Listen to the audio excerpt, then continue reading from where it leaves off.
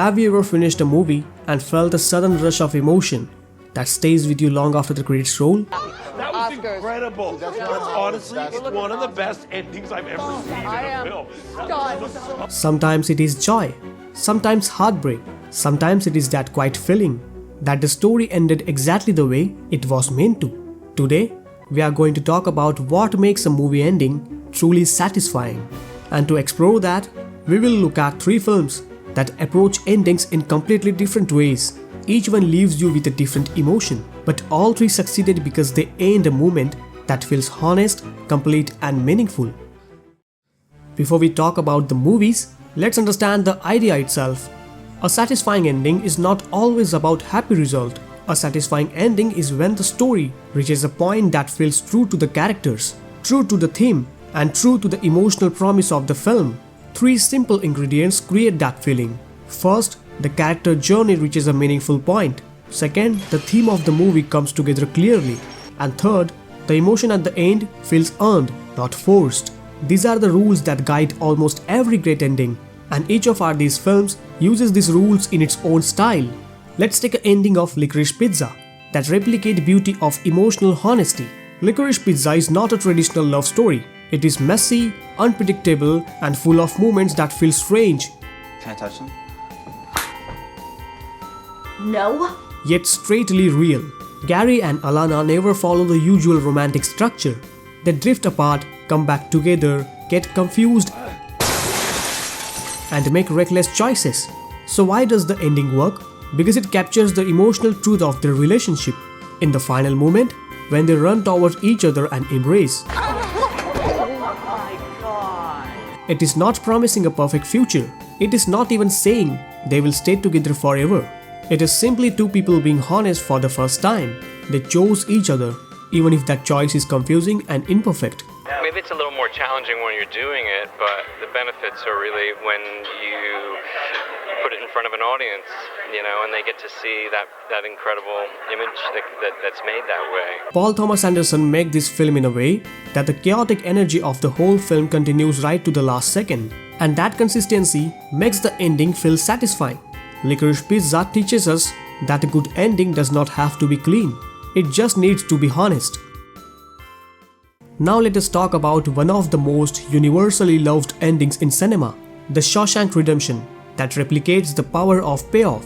This whole ending built on one single idea: hope. Everything Andy does and everything Red learns along the way is tied to the idea that hope can survive even in the darkest places. The film earns its ending because it spends years building up tension. Oh my holy God.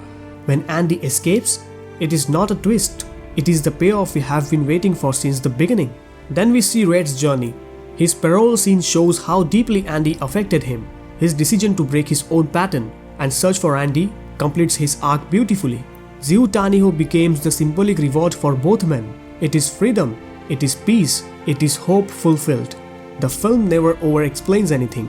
It simply ends with 2 friends reunited on a quiet beach, giving us closure in the most gentle and rewarding way.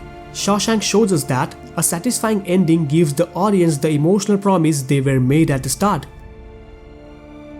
You're watching Prime Cinephile, and if you love movies as much as I love, don't forget to subscribe for more deeply rooted videos about cinema. La La Land does the opposite of Shawshank. It does not give the characters the life they once dreamed of together. It does not unite them in the end.